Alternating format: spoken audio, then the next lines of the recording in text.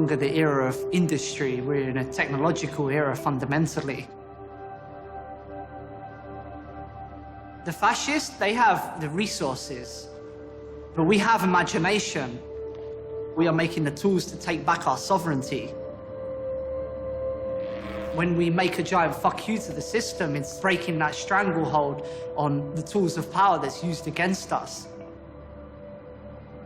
The fascists always use the narrative of we are the white knights in shining armor protecting against the threats. We come here and we move out the dark with pure whiteness. That's a false narrative because there is corruption in those castles. The real base of power lies with us. We are the darkness.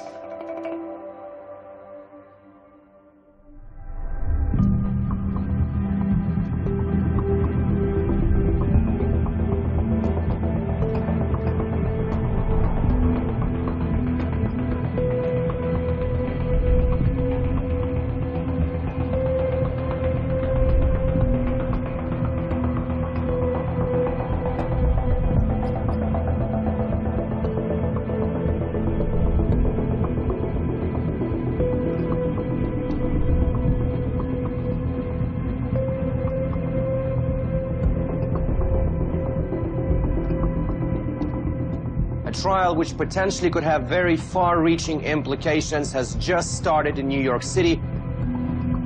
The jury will decide a case that could impact the future of internet privacy. Thousands of drugs came through the black website called Silk Road. The government overstepped their boundaries to acquire the info they claim they have. This is not going away. This is going to be the biggest takedown of what is currently in existence.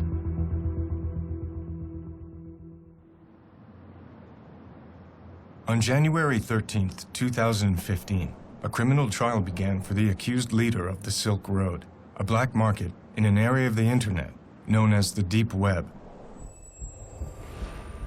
The Deep Web is vast, thousands of times larger than the visible internet, what's called the surface web. But the Deep Web is not a place. It simply accounts for all of the unindexed content online. Banking data, administrative code for governments, corporations, and universities. It's like looking under the hood of the internet. Over time, the Deep Web became inhabited by people of all types who wanted to use this terrain for privacy. This hidden area of the Deep Web is called the Darknet, and it's accessible with a software service called Tor, originally developed by the US military and now open source and publicly funded. And while law enforcement and the media have painted a picture that Tor and the Darknet are nefarious tools for criminals, it's important to understand that they are largely used for good by government agencies, journalists, and dissidents around the world.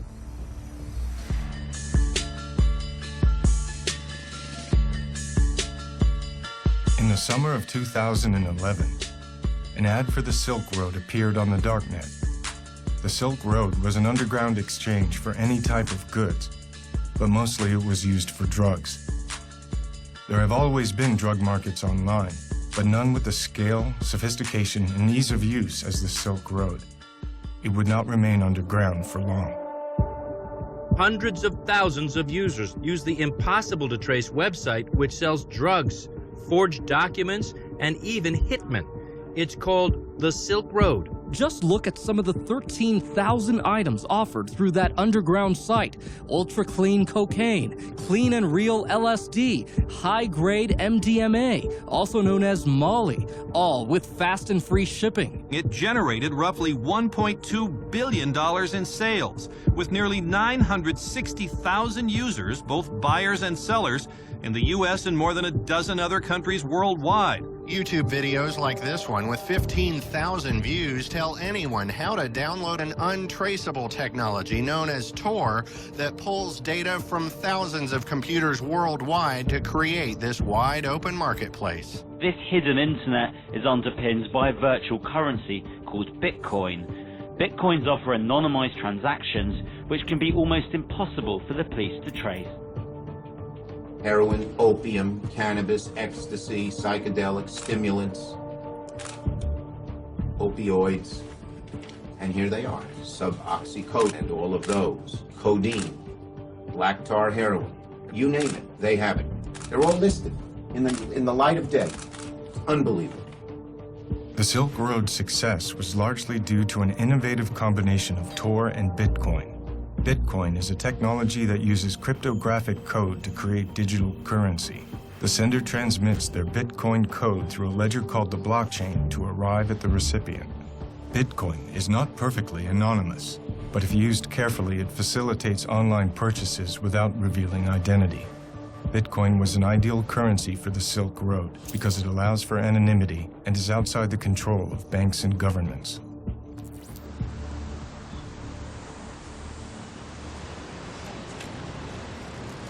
I really became aware of the Silk Road when Adrian Chan at Gawker did his profile.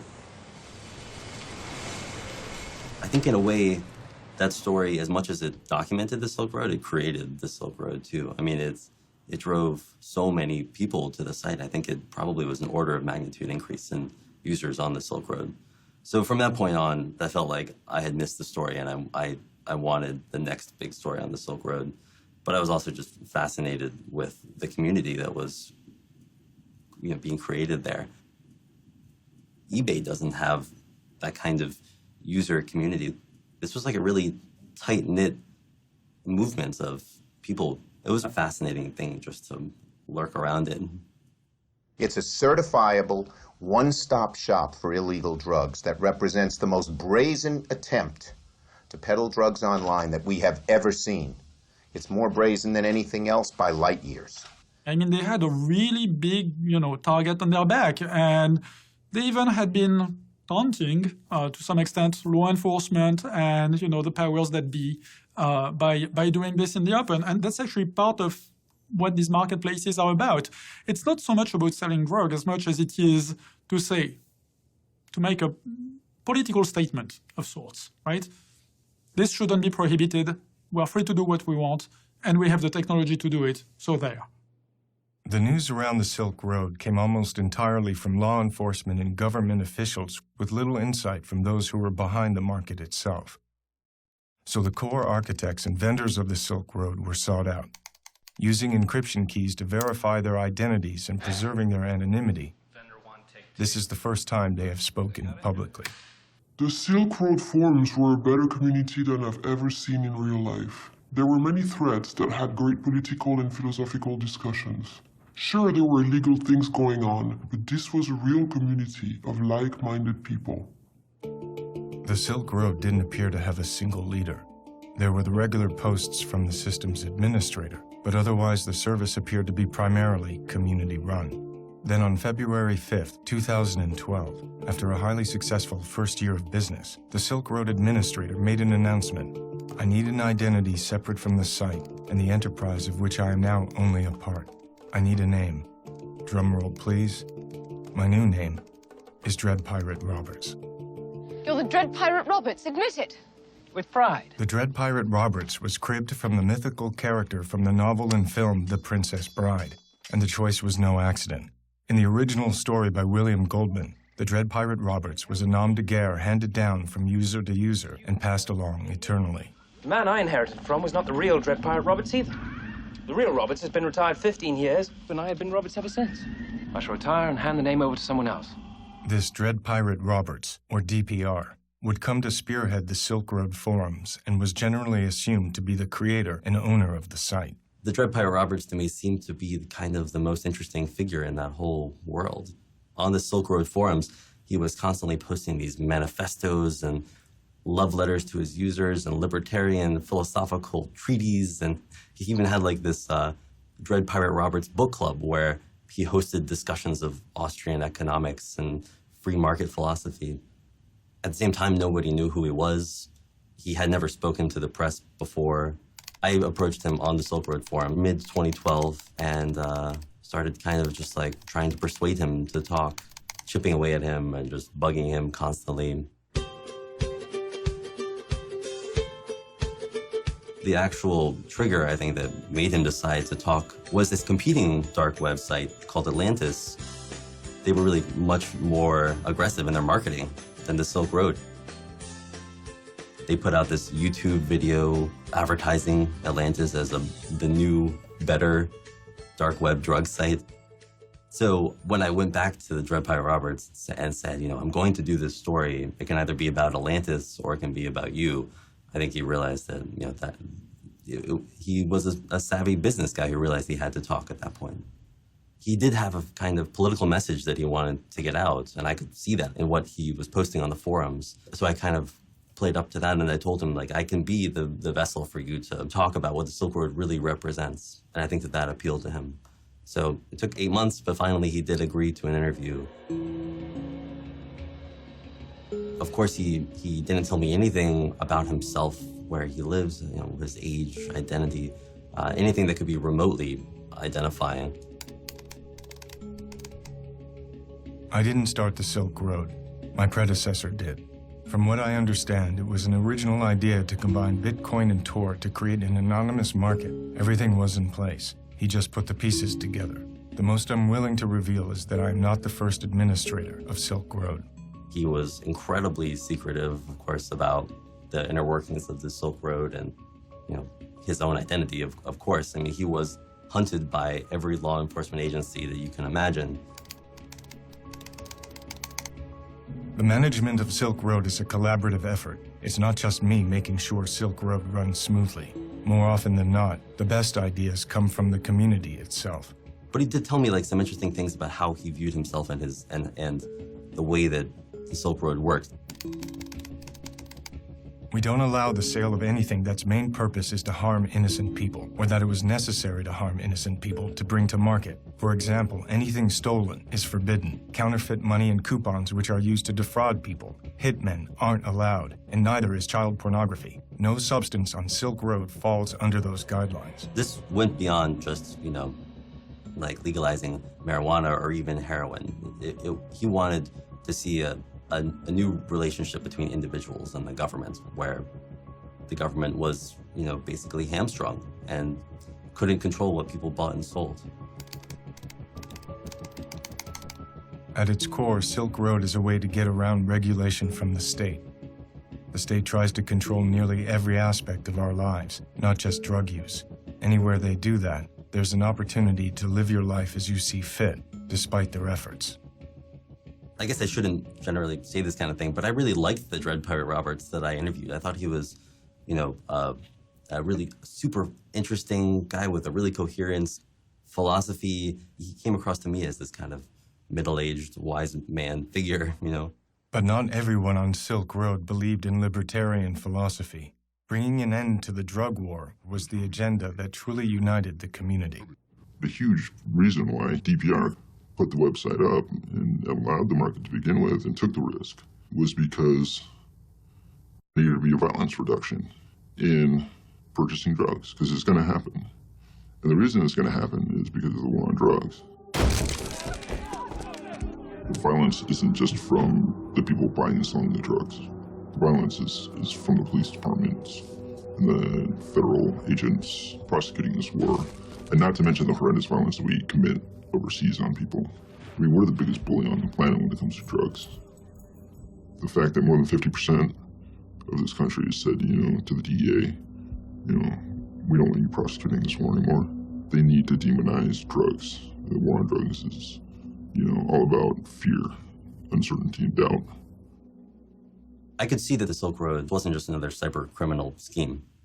This was a guy who saw himself as the leader of a movement.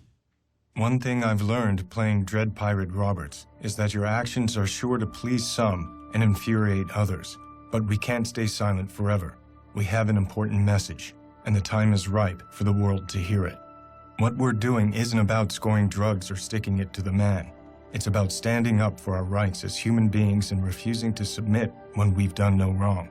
Silk Road is a vehicle for that message. All else is secondary. The Silk Road functioned because the Dread Pirate Roberts was trusted. At any point, he could have shut down the Silk Road and run away with everyone's bitcoins. We've seen that happen with a bunch of other dark web businesses, but he didn't. And I think people believed that he wouldn't because they felt that he was a true believer in this kind of radically libertarian, crypto-anarchic philosophy that, you know, goes back to the cypherpunks of the 1990s. 25 years ago in the Bay Area, a burgeoning group of mathematicians, crypto-anarchists, and hackers began to meet in each other's homes. This tight-knit group came to be casually known as the cypherpunks. These original members were not socially motivated, but more concerned with the hard math of cryptographic technology and the broader philosophy of anonymity, individual liberty, and privacy. The government has this clear policy of access to all plain text, meaning whatever you're saying, they want access to. If it's stored on your hard disk, they want access to it. If it goes over the wire, they want access to it. If you are proxying speech for someone else, they want to know who it is. The cypherpunks were instrumental in the growing movement towards privacy and anonymity online, and they would pioneer the way into the hidden corners of the internet. Maybe the big turning point for the cypherpunks, I think, was WikiLeaks and Julian Assange and Jacob Appelbaum's idea of what it means to be a cypherpunk. You cannot trust a government to implement the policies that it says that it's implementing, and so we must provide the underlying tools, secret cryptographic codes that the government couldn't spy on to everyone, as a sort of use of force, in that a government, no matter how hard it tries, if the ciphers are good, cannot break into your communications directly. Force of authority is derived from violence. One must acknowledge with cryptography, no amount of violence will ever solve a math problem. Exactly. And this is the important key. It doesn't mean you can't be tortured. It doesn't mean that they can't try to bug your house or subvert it in some way, but it means if they find an encrypted message, it doesn't matter if they have the force of the authority behind everything that they do. They cannot solve that math problem. This movement is not about the destruction of law.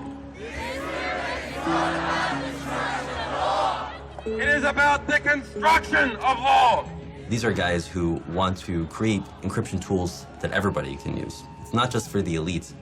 It's trying to shift the way that the internet works to provide secrecy and anonymity and privacy to everyone. It's a much more populist movement. There is a community of people in the security and cryptography space who want to live in a world where the government cannot record their emails, cannot listen to their telephone calls, cannot see who they're spending time with, and they're trying to build tools. They're trying to build protocols and services that can facilitate that kind of anonymous and private exchange of information. I actually think this all comes down to wanting to live a free life and the recognition, which really predates all technology, that an observed life is not a completely free life, that a zone of privacy is just a core human value. And the technology, to me, is just an incarnation of those basic human values. And I think that the people who are trying to build currencies that are free of tracking and government control and technologies that let you have a private conversation and those kinds of things are just people who are seeing that the technology can both enable and disable that space. There are more cypherpunks than ever before.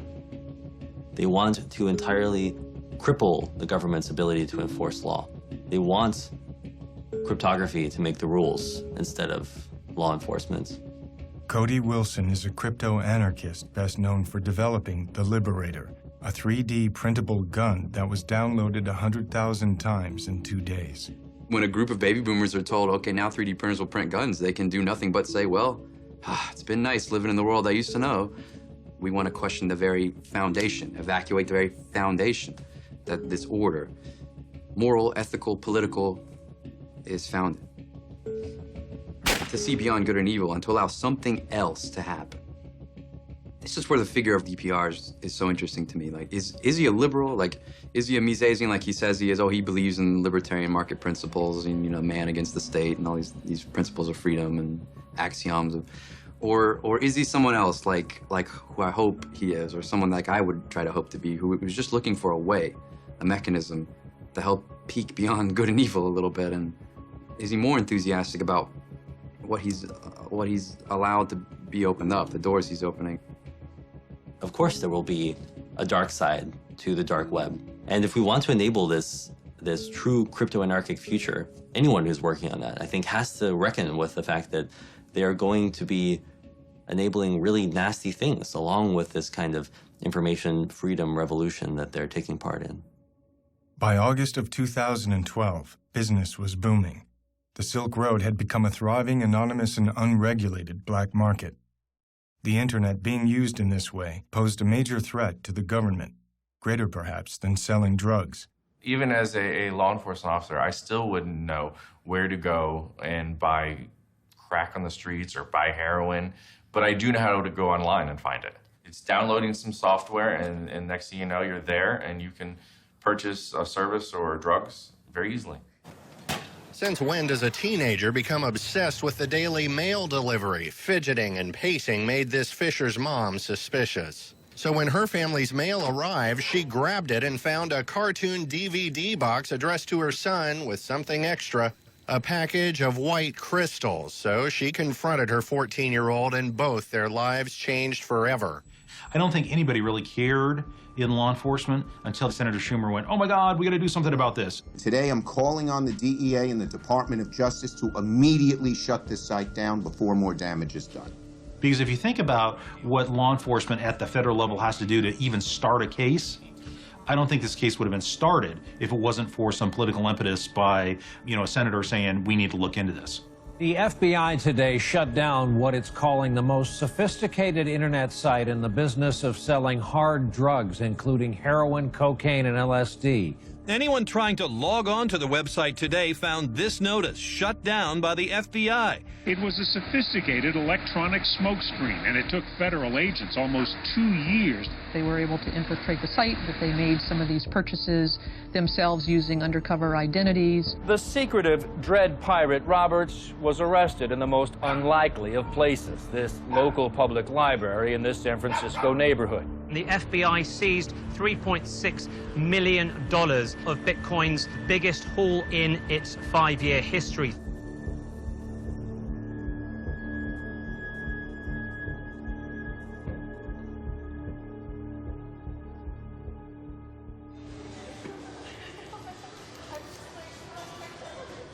When the criminal complaint first appeared in October, it describes this 29-year-old kid named Ross Ulbricht. Not only do they say that he has run this billion-dollar-plus black market conspiracy, and they accuse him of drug trafficking and money laundering and somehow computer hacking charges as well, which is something that I had never associated with the Silk Road. But then also, in this criminal complaint, there is outlined his plot to pay for the murders of a potential informant and a blackmailer. It seems at least one Silk Road user threatened to reveal the identities of thousands of others.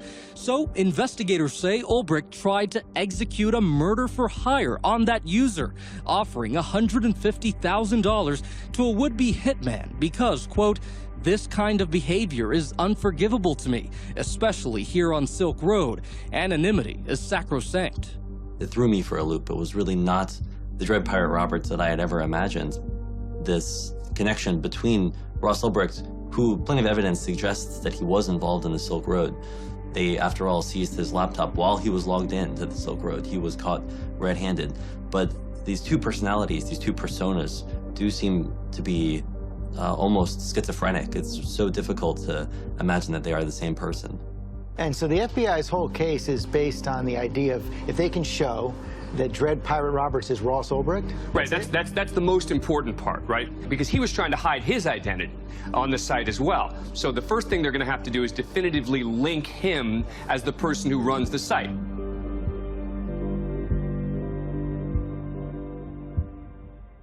Oh man, it was yesterday, actually. I was on my computer and I was on Facebook, and there's this guy that I know, and he's very into like Bitcoin and cryptocurrencies and stuff like that. And he posts this article, and it says, Ross Ulbricht arrested. And I pull up Lynn's G-chat, and I'm like, what is going on? Like, why is looking at Ross's picture, about being arrested? What is this? She says, we don't even know. We're leaving Costa Rica right now. I mean, they were on their way, but blew my mind. I mean, totally blew my mind.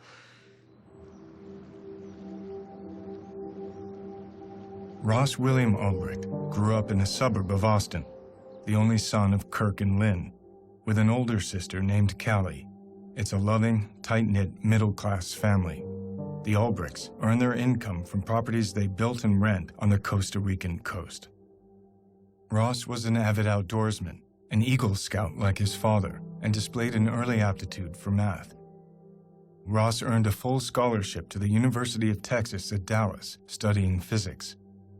He graduated in 2006 and then won another full scholarship to Penn State to pursue a master's in materials science and engineering. It was at Penn State that Ross began a deep interest in libertarianism, particularly the work of Ludwig von Mises and the Austrian School of Economics. Yet by 2009, having completed his master's, Ross seemed to be having a change of life plan, telling his mother he no longer had an interest in pursuing a career in science and instead wanted to become an entrepreneur.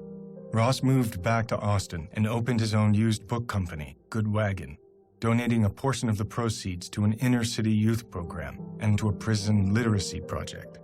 I remember him saying when we had coffee the last time we saw each other, I remember him saying that he wished he had joined a fraternity in college. And I remember saying, well, that's surprising. You know, I didn't really understand that perspective. And I just remember him thinking, well, he focused a lot on his studies in school and maybe didn't create the social network that he was looking for in school. But as far as where we saw each other going or where we saw ourselves going, I think we both had a strong desire to be in control of our destiny. You know, again, like when he started the book company, totally natural, not even something that I would have questioned, where there are a lot of people that would never start their own business. But for Ross, sure, you know, why not? But the business floundered, and Ross eventually shut it down. And if a post on his LinkedIn page was any indication, Ross had experienced a kind of epiphany on the next way forward. Albrecht wrote, "Now my goals have shifted. I want to use economic theory as a means to abolish the use of coercion and aggression amongst mankind. To that end, I am creating an economic simulation to give people a first-hand experience of what it would be like to live in a world without the systemic use of force." From this moment in late 2010, Ross became something of a free spirit, eventually leaving his parents' home in Austin to live with his sister Callie in Sydney, Australia, and then returning briefly to Austin. Throughout this period, as far as his family knew, Ross's means of employment was working on freelance projects in computer finance. I am Renee Pinnell, age 29.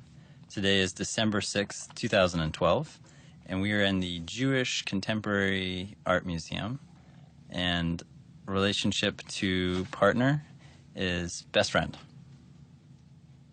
So Ross, how did you come to live in San Francisco?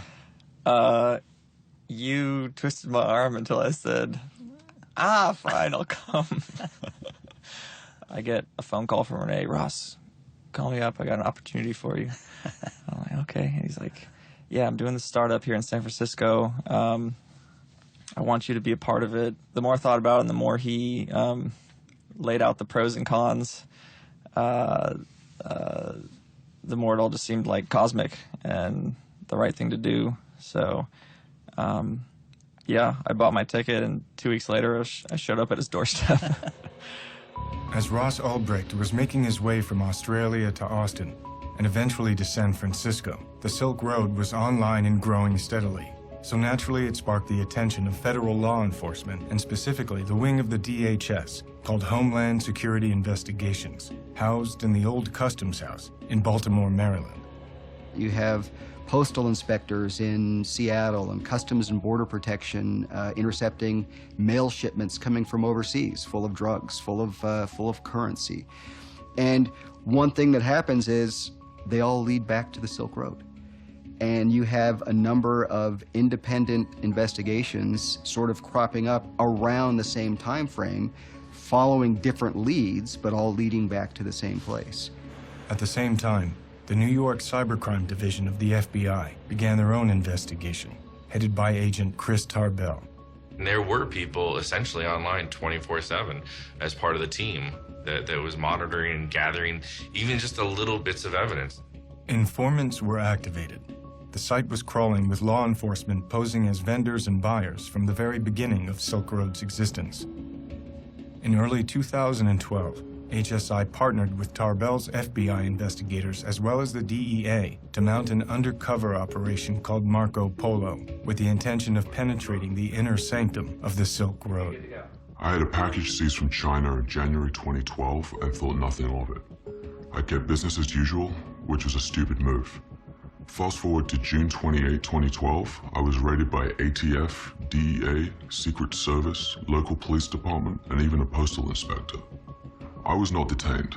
Rather, I was held in a van outside for what they call investigative detention. They kept me out of jail. I was never booked or charged because my seized computers were more useful to them if I was not behind bars. I'm also assuming they did this with a number of Silk Road vendors to get a sort of organized crime ring of their own. The operation gained traction when an undercover agent using the vendor name of Knob was allegedly able to establish direct communication with the Dread Pirate Roberts, which would lead to a shocking turn of events. Knob complained to DPR about the small fry nature of most deals on the Silk Road. It really isn't worth it to do below 10 kilos, the agent wrote. DPR offered to help find a buyer for Knob and allegedly turned to one of his most trusted partners, known only as Chronic Pain, to put the deal together. Chronic Pain had been one of the core administrators of the Silk Road from the beginning, a frequent contributor to the forums who shared the Silk Road vision for reducing harm in the drug trade. But these halcyon days were about to end. In order to facilitate this drug deal, Chronic Pain gave the informant his home address. Federal agents immediately apprehended Chronic Pain at his Salt Lake City home and were surprised to discover that this 47-year-old family man named Curtis Clark Green was a darknet criminal. At some point, they're going to catch one of those people. And what do you do in a typical drug case? You roll that person over as a cooperating witness. And in this case, one of them, they got really lucky. And he was an administrator on the system. Green had access to other Silk Road's users' accounts and financial records, including Dread Pirate Roberts. I have to assume he will sing, DPR wrote to Knob, the undercover agent. I'd like him beat up. Then the next day he allegedly wrote, "Can you change the order to execute rather than torture?" A murder was staged, and a photograph of Green's bloody body was sent to DPR, who paid for the hit in Bitcoin. There would be 5 more alleged murders for hire, including ordered hits against a blackmailer, a scammer, and an apparent contract with the Hells Angels. The names of 2 of these victims were found to be fictitious, and authorities have no evidence of any murders being carried out. The alleged attempted murder of Curtis Green allowed the authorities to obtain an indictment against Dread Pirate Roberts, charging him with drug offenses, attempted witness murder, and murder for hire. Of course, they still had no idea who the Dread Pirate Roberts actually was. So the embedded agents continued to communicate with DPR, and DPR continued to respond. In June of 2013, Ross moved into an apartment that he found on Craigslist. Allegedly, he did not give his roommates his real name and was known as Joshua Terry. At the same time, IRS agent Gary Alford was investigating the Silk Road and through a simple Google search was able to locate an early email on the open internet discussing the launch of the Silk Road Marketplace and connect that email to an account owned by Ross Ulbricht.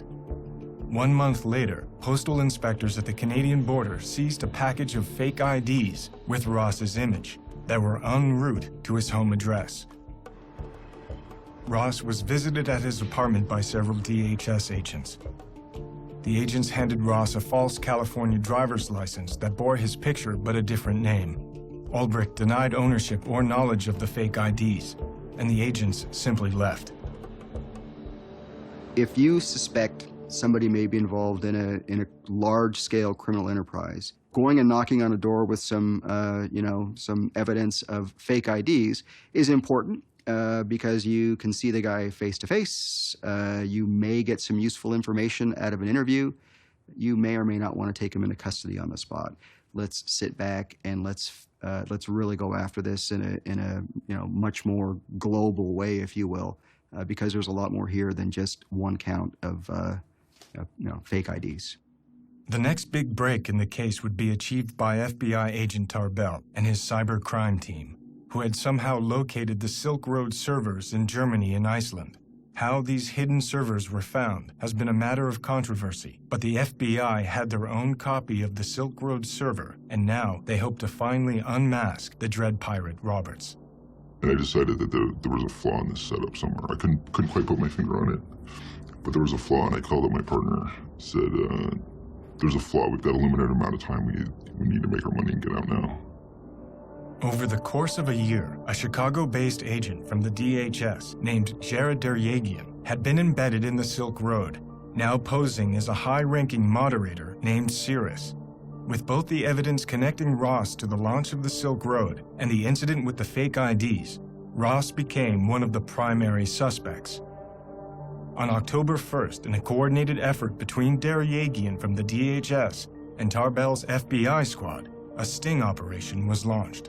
According to Deryagian's testimony, he staked out Ross's new residence, and using his pseudonym of Cirrus, Deryagian initiated a conversation on the Silk Road with DPR. Moments later, Ross went to the Glen Park Library, apparently to use their Wi-Fi, and when Deryagian saw that DPR was logged back into the Silk Road, he gave the order for Tarbell and his squad to move in. It's an excitement that you couldn't even buy off Silk Road. All the drugs you could buy on the site, it's not the same exciting as catching the guy. It's an adrenaline rush. Ross was apprehended before he could encrypt his laptop. He was allegedly logged into a Silk Road administration panel for customers needing DPR's attention. He was a dream for drug users because he was very technically adept and he was able to hide both the website that he put together and the actual sales of illegal drugs that the drug sellers would make on his website. The Silk Road was seized and shut down, and charges were announced against a number of core partners and vendors from the site. Ross was held for over a month in a jail in Oakland, awaiting extradition to New York. Ross's family was able to raise over $1 million for his bail, but the prosecution argued that due to the alleged murders for hire, Ross was too dangerous to release, and so his bail was denied. I thought it was the wrong decision. He wouldn't have been a flight risk, and he's never been and is not a danger to anyone. For him to say, well, I'm gonna, put a hit out on someone, it's ludicrous. I could understand it being one of these other DPR workers getting all egotistical and crazy and maniacal and doing it. That I could see. There was more than one person using the DPR account? I believe it was at least 2 other people, if not 3, at one point. Doesn't matter. That's why they're dredging up this, hit, contract, baloney. But, because of the involvement of the senator and all that other shit, they're gonna cook them. The data seized from the Silk Road servers included all internal private messages, which revealed that many people collectively ran the site. One vendor with the username Variety Jones was active from the beginning of the Silk Road. Jones gave many of the orders for running the Silk Road, even instructing the systems administrator to create the Dread Pirate Roberts persona. But Ross Ulbricht remained the primary focus of the investigation. Ross has been incarcerated for over a year in the Metropolitan Detention Center in Brooklyn, awaiting trial. 6 weeks of that time was in solitary confinement. Ross pled not guilty and denied being the Dread Pirate Roberts.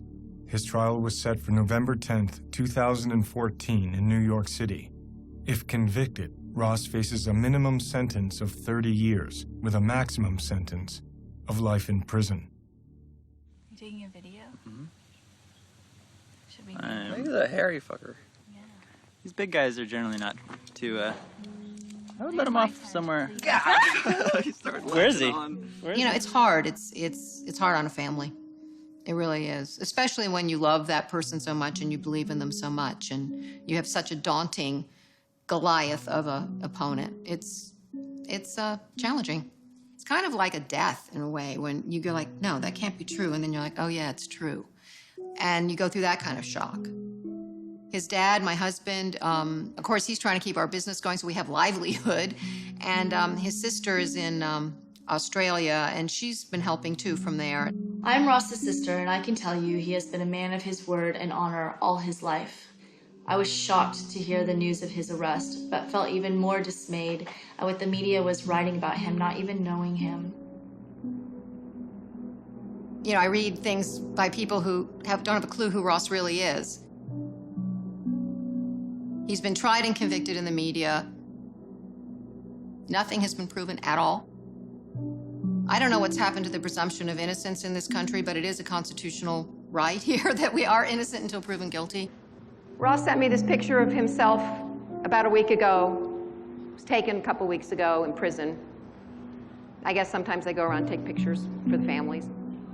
He is doing well as can be expected, of course, under the circumstances. And finally, after 5 months of delays, he has had access to the discovery, the evidence that the prosecution has. And so he's been working very hard going through that. We are asking the prosecution, how did you find the server? And they're not saying. We have to know how they found the server in order to see if Ross's Fourth Amendment rights have been violated. And how would anyone know if the evidence had been tampered with or anything else if it's not revealed how they found the server? There were 14 searches and seizures in this case, which is a fishing expedition into a person's total property, unlimited rummaging through all of their things to see what they can find. When the criminal complaints first appeared in October, I think the supporters of the Dread Pirate Roberts and the Silk Road just scattered because suddenly this thing that had seemed like an idealistic community built around nonviolence and, libertarian free commerce suddenly seemed instead like this bloody criminal conspiracy. And a guy who probably otherwise would have been a kind of political cause celeb who would have had all of these supporters calling for his freedom, instead was treated as an immediate pariah. He was seen as a criminal. So there's a lot of circumstantial evidence, if you want to call it that. There's a lot of technical bits and pieces involved. It got really crazy in the middle of that. It's sort of one thing is taking down this online drug market, another thing is pinning a number of murders for hires on top of it. It just seems really, really far-fetched. The 29-year-old seemingly clean-cut entrepreneur was living a secret life as a digital drug lord. They're claiming that he's living in a manner of a head of a cartel. The distinctions between Ross Ulbricht and the head of a cartel, you don't have to see too many movies to recognize what the differences are here. Then when the indictment finally came out, there were suddenly no charges around these murder-for-hire accusations, only the drug trafficking and money laundering and computer hacking. They had 6 charges. They used them against him to deprive him of bail. And yet 2.5 months later, the prosecutor didn't indict him. What they did instead was they called it an uncharged crime. Well, if something's a crime, don't you charge someone for it? And if it's not a crime, why is it there? Because it's prejudicial to a jury to have that sitting there, unproven, just smearing him. The portrayal they want is of someone who they can present to a jury as not having redeeming value. It's a way of poisoning the atmosphere so that the jury doesn't focus on the allegations, but focuses on this atmospheric that the government has created that in some sense is a diversion appealing to the emotional aspect of it, so that if the proof is weak, the benefit of the doubt doesn't go to the defendant where it belongs under the presumption of innocence, but it goes to the government because, hey, there are these awful things lurking out there which aren't part of what we're supposed to find. The government doesn't have to prove them beyond a reasonable doubt, but they've injected them in the case in a way that is toxic to a impartial evaluation of what the evidence is on the charged crimes. So people come in with a preconceived notion, and that's halfway there to guilt. Previously, the murder for hire was in there as a charge, and then it was dropped. But it's not gone away. It's included as what they call an overt act in the conspiracy and to sell drugs. And so they actually made it one of the things to support the larger drug conspiracy, to either get at trial or get him to plead. It seemed like this bait and switch that the government had accused him in this almost informal way of murder, so that when he was charged with these nonviolent crimes in the end, he would still be seen as a violent criminal. I think that that has really been effective in coloring the portrait of Ross Ulbricht. Ever since Ross's arrest, he and his best friend Renee Pinnell have remained in regular contact. Renee declined to give substantive interviews to the press for fear they would be used against Ross in court, but agreed to answer questions via email.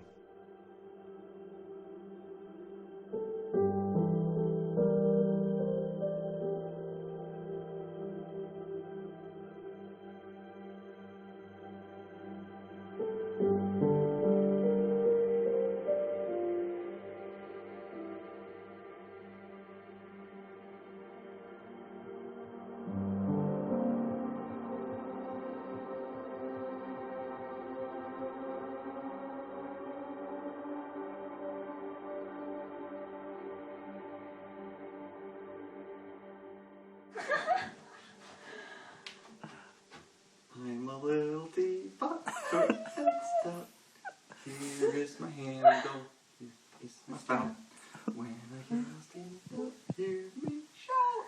Tip me over and pour me Yay!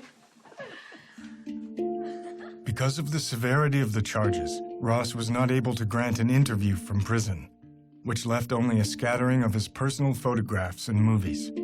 But from the exhaustive discussions with friends and family, and the public knowledge of Ross's trajectory, from physics and engineering major to running a small homespun bookselling company, it was difficult to understand how he could possibly have been the sole mastermind of the Silk Road, a vast and complex internet service with over 1 million users worldwide.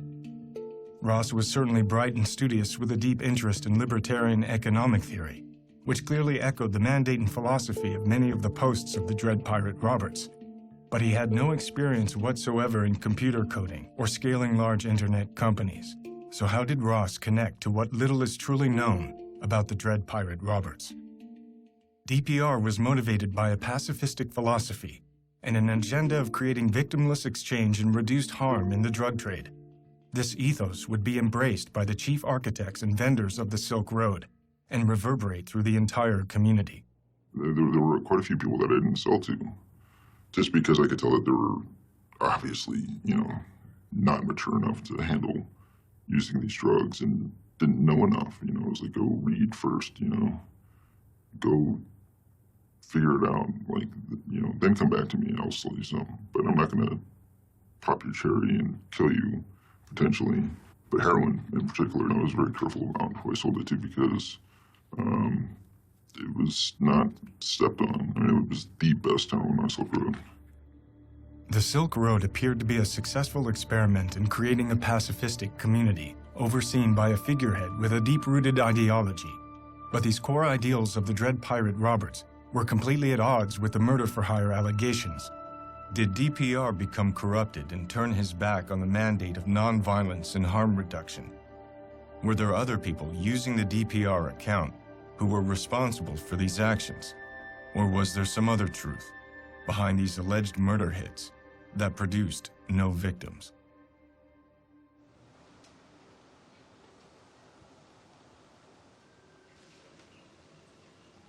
We don't know the first piece of evidence that led the feds down this chain of investigation to the San Francisco library where Ross Ulbricht was arrested.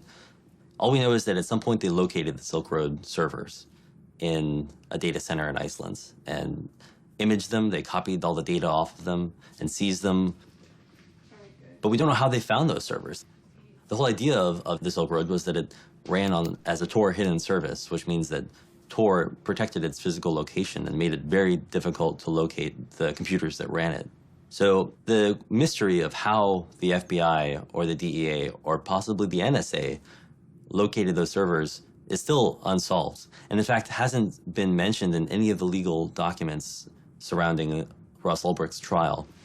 I think his defense has seized on this as something that the government doesn't want to talk about. And if that's the case, then it does raise these Fourth Amendment issues of can the government use essentially hacking techniques to dig up evidence on a criminal suspect? And if so, what kinds of warrant do they need? if in fact there was some kind of violation of the Fourth Amendment in that initial part of the investigation that really was the first clue that led them down this entire chain to the arrest of Ross Ulbricht, it could be a giant problem for the prosecution that then taints every other piece of evidence that they found subsequently. The government has prosecuted other people for doing essentially what the government did here, which is trying to get underneath the public face of a website. And they have alleged that getting at information that's not supposed to be publicly accessible by sophisticated computer inquiries or activities, that is a violation of federal law. So here, and that's why they always say, we didn't do anything wrong, we didn't do anything in violation, but they really know what's at stake here because they've actually prosecuted people for the same thing. And the government's affidavit, the affidavit from Agent Tarbell about how they got to the Silk Road servers has been met with incredulousness by the internet community. The Tarbell Declaration, to put it politely, seems vaguely disconnected from the truth. Depending on which security expert you ask, you will get it's vaguely disconnected to the truth to something filled with it is a massive pile of bovine excrement. What Tarbell's story was is he was typing away his computer, visiting the Silk Road website, and the CAPTCHA was transmitted in the clear, and he somehow saw the IP packets go directly to the server. And so he then connects to that server and gets the CAPTCHA. Game over, they found the back-end server. Unfortunately, this was playing fast and loose with the truth, because the logs provided to the defense show that what Tarbell found was not the CAPTCHA image, but instead a PHP MyAdmin page. The server was running some stuff over the clear, but not the CAPTCHA. So Tarbell's story doesn't mesh with the FBI's own evidence. They hacked his servers, and with that access could essentially do whatever they wanted. Given just the institutional pressure to take this thing down, it's naive to think that they didn't.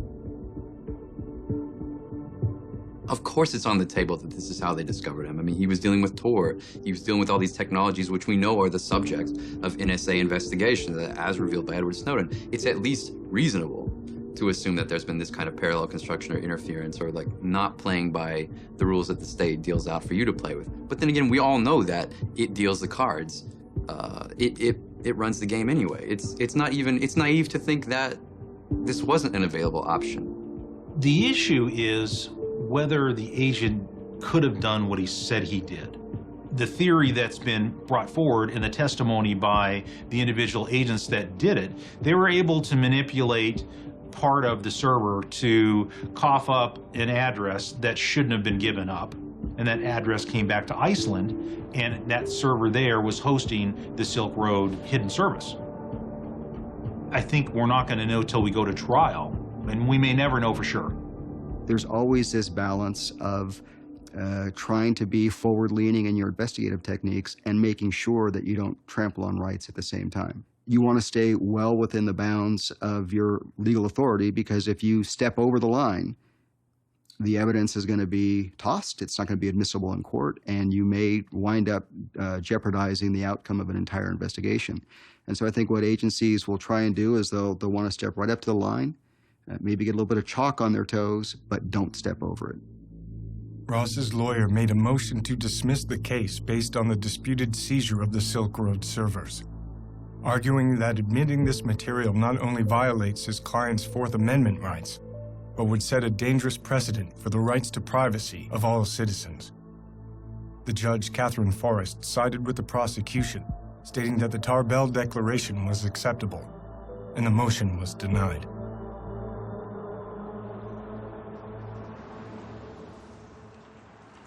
Search and seizure law in the digital age is really doesn't have the limitations on it that it does in the physical space. And we see it not only in the search and seizure laws, like what is the standard upon which they can come and grab your computer?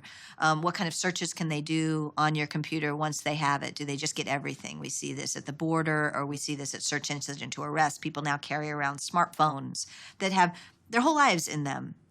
And if they get stopped, law enforcement is certainly right now in a lot of places taking the position that absolutely anything that's connected that's on that device, including logging into your accounts that you can log into from that device, is fair game.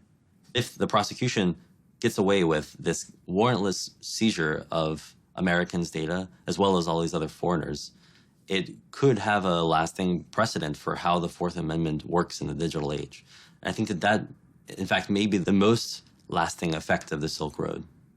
Generally, what happens in the criminal law field is that there's some case of major proportion that is used as a means of changing rules or expanding exceptions to constitutional protections.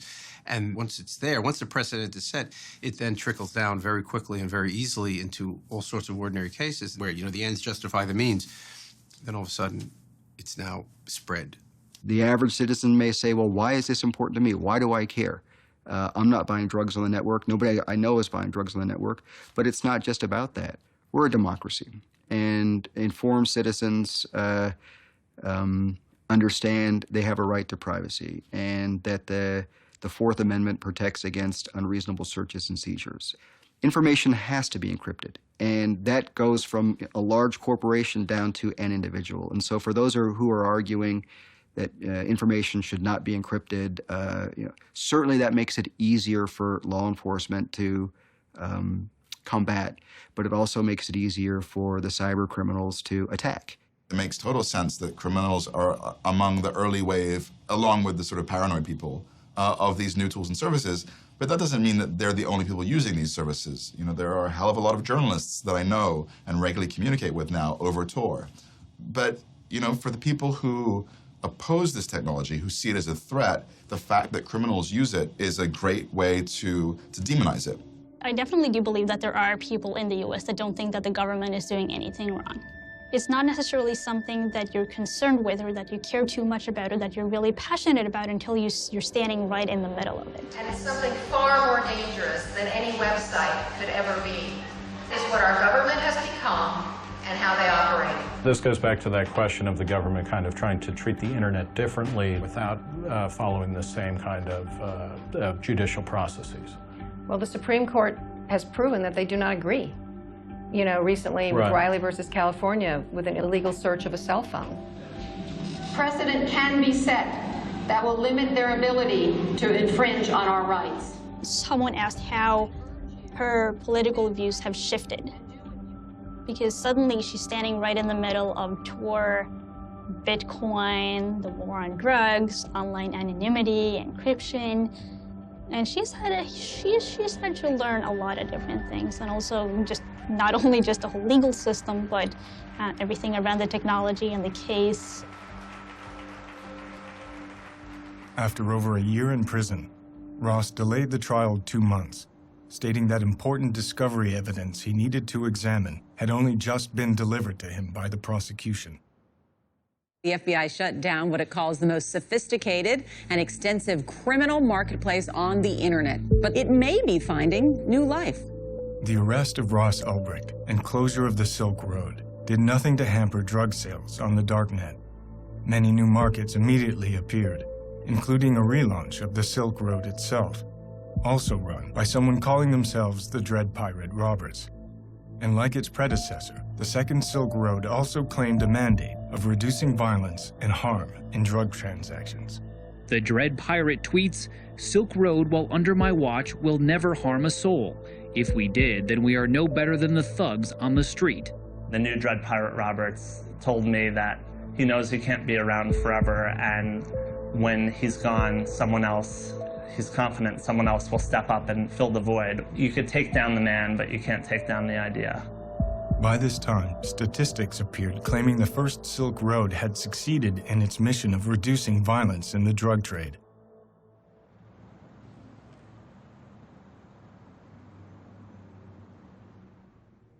While I was with the Baltimore Police Department in the early 2000s, I had 2 city officers in uniform killed by drug dealers on the street. And there was a family of 7, a Dawson family on Preston Street. They were killed by one drug dealer in one night, mother, father, and 5 kids. And so as the years in the early 2000s start moving along, I'm continuing to think about this from a place of violence and beginning to realize that our policies of drug prohibition were actually counterproductive to public safety. The one thing that I signed on for to improve, to better public safety in our neighborhoods, was making it worse. And I found a large number of police officers and judges and criminal prosecutors and DEA agents and FBI who think the same way. If Baltimore moved from street corners to online services, oh my God, you know how many shootings, how many fewer shootings we would have every year, which equate to fewer homicides? Number one, it removes the buyer from the back alleys and from the street corners and from those dangerous places of dealing with the seller. Buying it over the internet where it's delivered to you removes you from that scenario. One of the interesting things that having an online market does is that it makes sellers much more accountable to buyers. And one of the really interesting innovations is the whole review system, where buyers can review the sellers and the items that they bought from these on these marketplaces. And what that does is it makes sellers more accountable, and it lets buyers, it gives buyers a way to assess both the quality, the purity, and the potency of the drugs they're getting. It makes these transactions much more safe for the buyers. But we're shutting them down, attempting to shut them down, because we will never shut them down. We've been at this drug war now for over 4 decades. And what has happened since then? At the beginning, it was just the cartels and organized crime making a ton of money. Today, they make globally $322 billion off of this industry. Corporate America is also now in the game. Private prisons, okay, Corrections Corporation of America. About a year ago, they gave out $675 million in dividends to their shareholders. Drug testing companies, it's now become a multi-billion-dollar industry. And who gets tested? Those who are in prison or under the control of our criminal justice programs on parole and probation. So corporate America is making a lot of money. What about law enforcement? Law enforcement's making a ton of money. The government's 1033 program, you know, where we get armored vehicles and machine guns and whatever we want of the surplus military equipment, that's because of the drug war. Over the years, we've seen these huge bureaucracies build up around the drug war, around prosecuting the drug war. You've got the Drug Enforcement Agency, you've got the Office of National Drug Control Policy. So a lot of the opposition is just rooted in self-interest among places like the FBI and the DEA, where if you're telling somebody who's been in the FBI for 30 years that drugs are no longer a priority, that's an existential threat to them. That kind of takes away their whole reason for existence. You really have to think about the danger of some of these drugs, the severe danger of addiction, the havoc that it reaps on families and children and careers. And so to say that we need to step back and liberalize, well, that's one approach you can take, but then you've got to look at a cause and effect. If we do this, what are the second and third order effects? The FBI, our federal government, they're going to go in and they're shutting these places down. You know what? New ones just open up. Because there's so much money to be made, they'll continue to open up. And it's just a dog chasing its tail.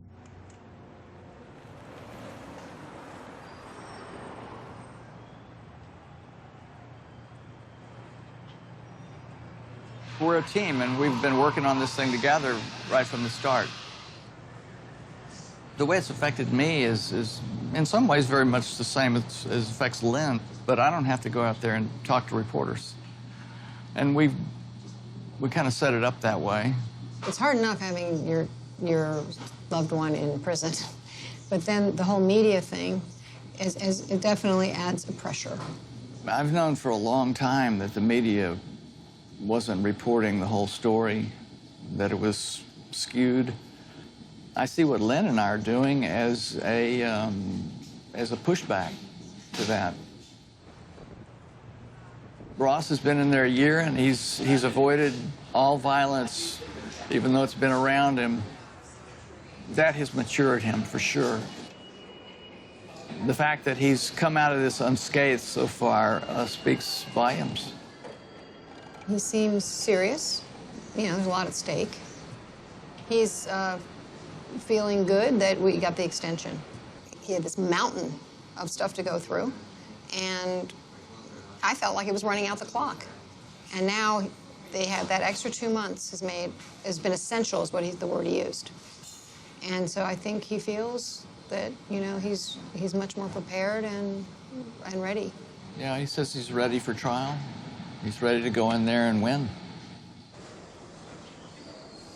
I have also matured in this last year, matured in my thinking about ethics, politics.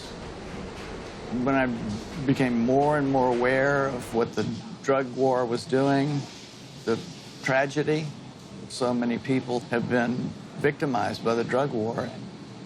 It's a giant mess, and it's a story that needs telling. And we've got a pulpit, in a way, to tell it from. It's so weird to be doing all this, and it's distracting, and it's challenging, and you want to do the right thing, and then it's all about Ross, and then we go and we see him and hug him and talk to him and hold his hand, and it's just like, Ross. You know, it's such a disconnect, and it's just so hard to see him in there.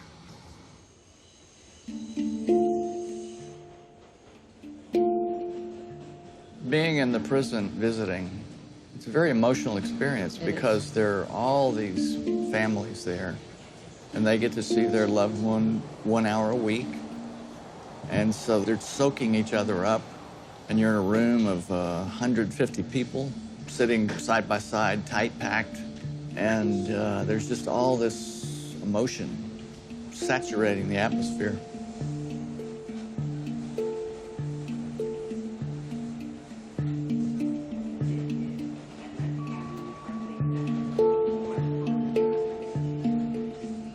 The prisoners have segregated themselves. But as loved ones coming to visit, there's no sense of segregation, race at all. We're just 150 people whose hearts are breaking.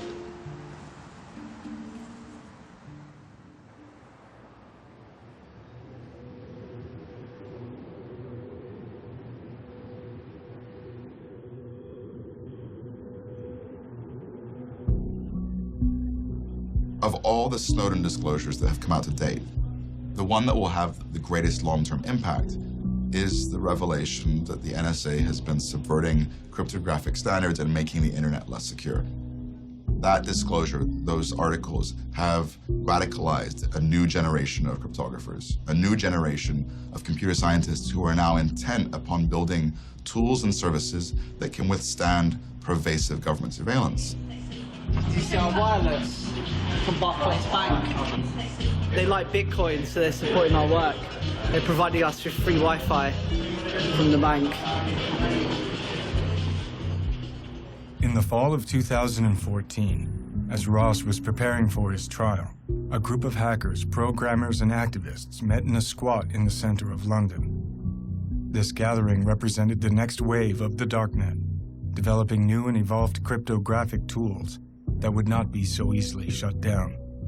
Open source is incredibly powerful. Open source is responsible for WikiLeaks, Wikipedia, Linux, which runs all of our infrastructure, for Firefox, for BitTorrent, for Bitcoin, for all of these, for encryption, for all of these real uses of tech, not the yuppie Angry Birds or silly apps that these people make, you know?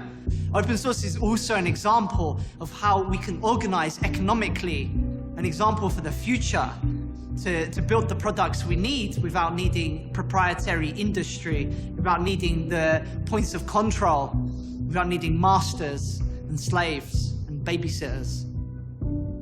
It's not enough to build privacy-preserving tools. It's not enough to write revolutionary research papers and design amazing cryptographic primitives. You have to get them into the hands of the users.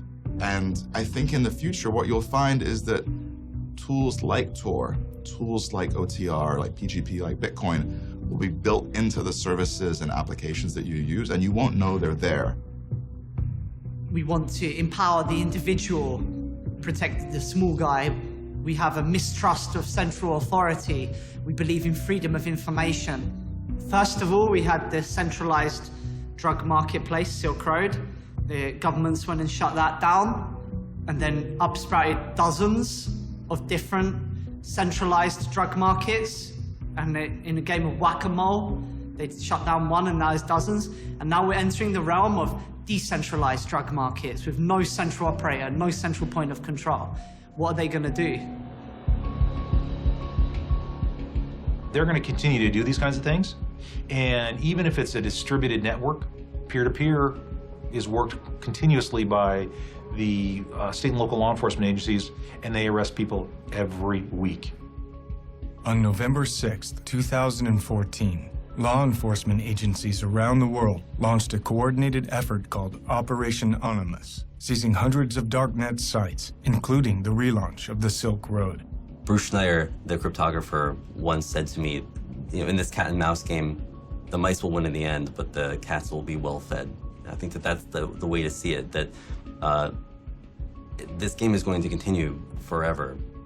They're always reacting to us, and which is fine, but once they've reacted and they've shored up and they've figured out, these are the new defenses, you're not getting past this one, we just get to sit there and pick at it and get around it again. We're always going to win. We're always going to win. There's a reason the Silk Road was so powerful, and I know the cryptos now are riding the kind of automatic Silk Road. Amir helped do this. This is now the peer-to-peer model where there's no one individual administrator, and seeing that as the weak point. Technically speaking, this is all correct, but there's something kind of, I don't want to make him a hero, like don't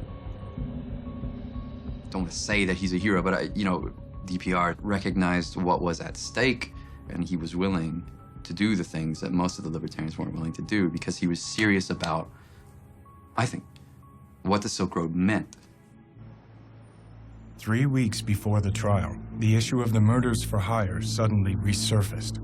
The prosecution announced that due to these allegations, they would not allow Ross's defense to know the identities of their witnesses. The defense responded that using these uncharged crimes in this manner was prejudicial. A hearing was called to resolve the matter. The judge ruled that some of the witnesses won't be made available to the defense until right before the trial. It's based on her saying that Ross might intimidate or even murder people from jail.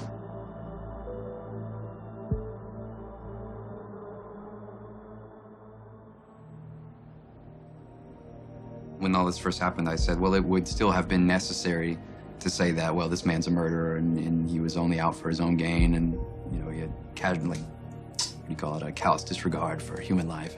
It's necessary to paint a figure that way rather than to make him, a martyr of the war on drugs. I think that's just good planning. I think it's going to be difficult to have a fair trial. If you are innocent until proven guilty, then with all the evidence and all the stories that have been written, I think it's going to be really difficult to find people who are not influenced by any of this at all going into it.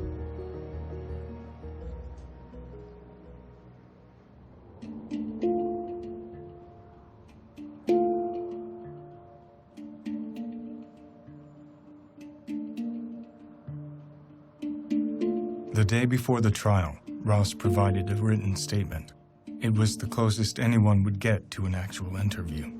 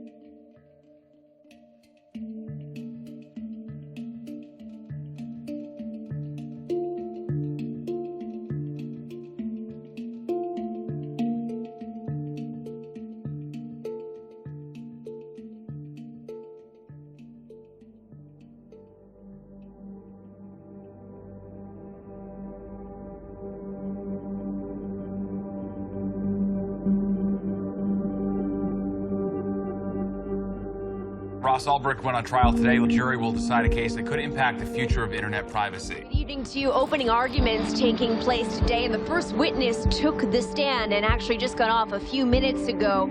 A Homeland Security investigation special agent who testified saying thousands of envelopes of drugs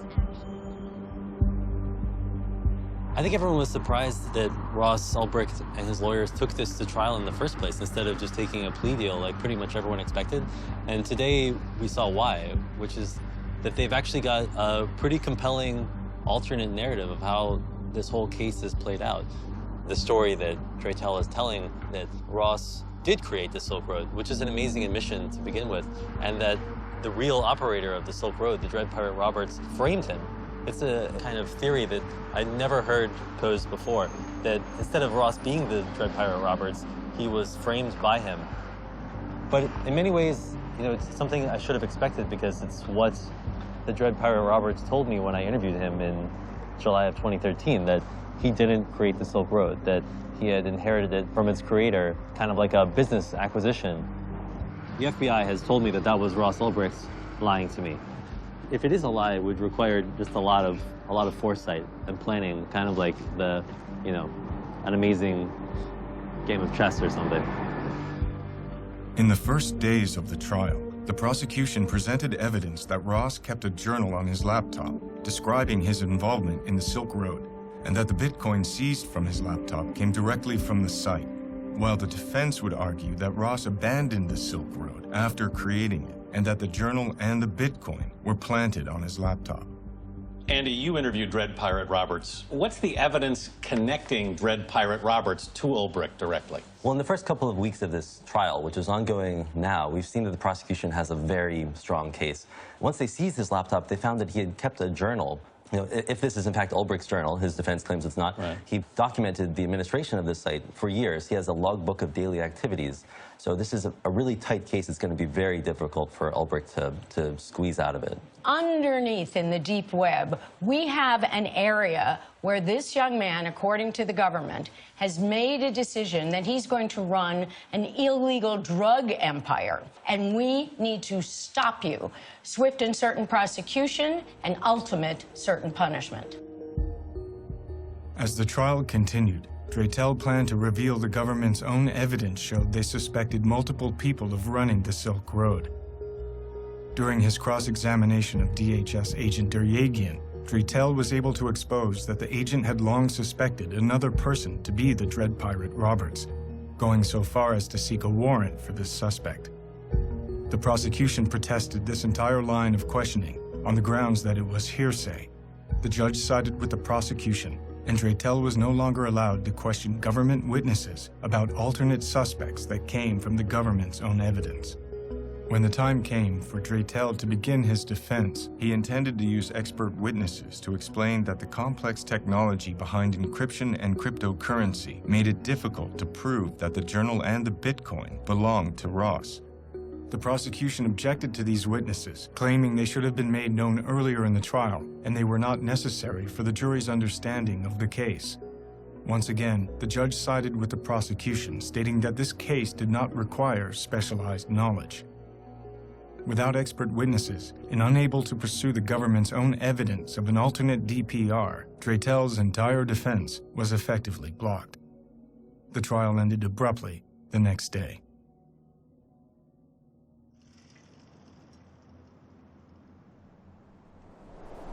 The trial of Ross Ulbricht raised more questions than it answered. Did we really know the full truth of the Silk Road case? Would this case set a precedent for the warrantless search of Americans' digital property? Whatever the ultimate outcome, it was clear that the fall of the Silk Road was not the end of a chapter, but the beginning. And the movement to create tools and services for online privacy is stronger than ever. The trial of Silk Road mastermind Ross Ulbricht concluded when the jury found him guilty on 7 different counts. It included 3 drug charges, as well as computer hacking, money laundering, and even a kingpin charge of continuing a criminal enterprise.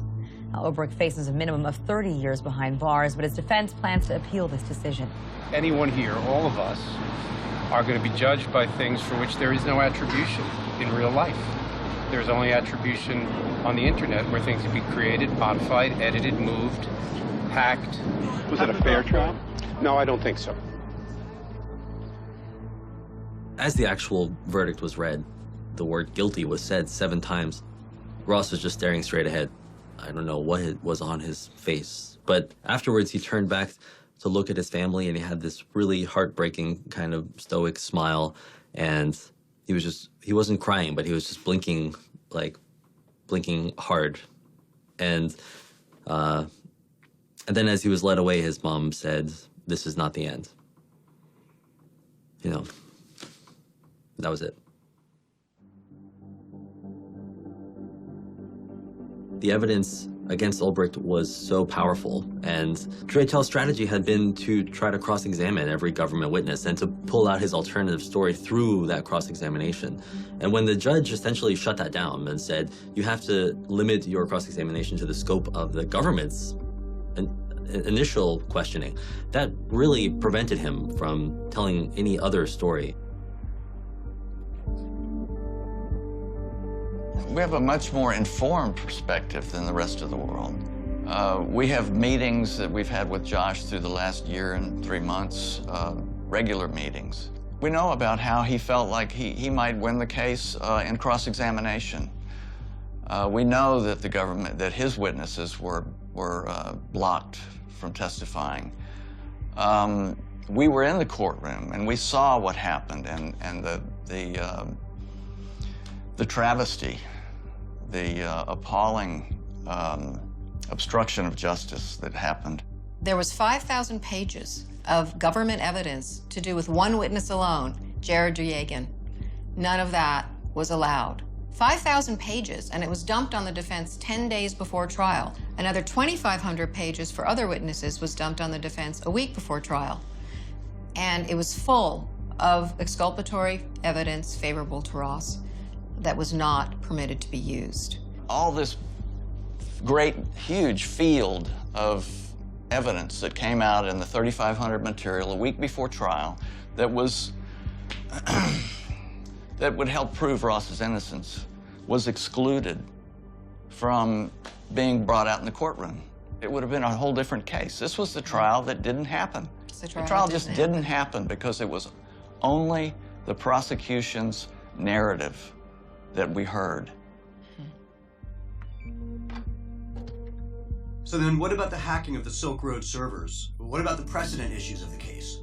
We didn't get that far. You know, we didn't get to even have that kind of public hearing where the FBI has to say how they did it, and then we get to decide whether that was legal or illegal. That's maybe the most frustrating thing about this case from a legal point of view, is that American law enforcement hacked a foreign server, I believe, and they didn't have a warrant, and they completely got away with it, and nobody even gets to ask any questions about it. How's Ross through all of this? He's an amazing guy. You know, he's handling this so much better than I would have. I don't know how I could have taken what he's put up with and been subjected to in this last year and 3 months. And we pray that his spirit won't be crushed by this. It seems that Ross conceived of the Silk Road, that he ran it for its entire existence online. I actually accept that the government has proven that. But Ross Ulbricht is a fascinating character. He invented this brilliant thing. He had principles. He wasn't just a cybercriminal. He wasn't just a drug lord or a kingpin, as he's described in these charges. He was also an idealistic guy. And I'm going to be conflicted about both the kind of virtue of the Silk Road and of Ross Ulbricht as a person, I think, for the rest of my life. I'm not going to be able to come to a conclusion about this.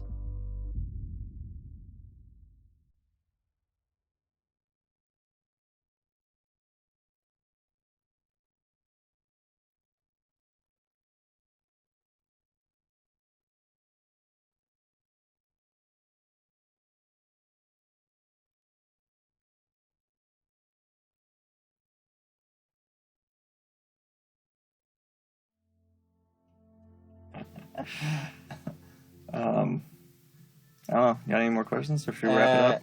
Yeah, future outlook. What are you going to do over the next 5 years? Like one sentence.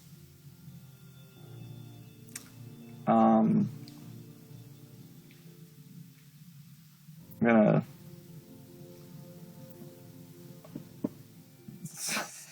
I'm gonna do a few things. So one sentence isn't enough, damn it. But I want to. Pretty sure I want to start a family in the next 5 years. Nice. Okay. And just make more friends and close people I love. Yeah, I want to focus on being more connected to people. Very good. And 20 years. 20 years.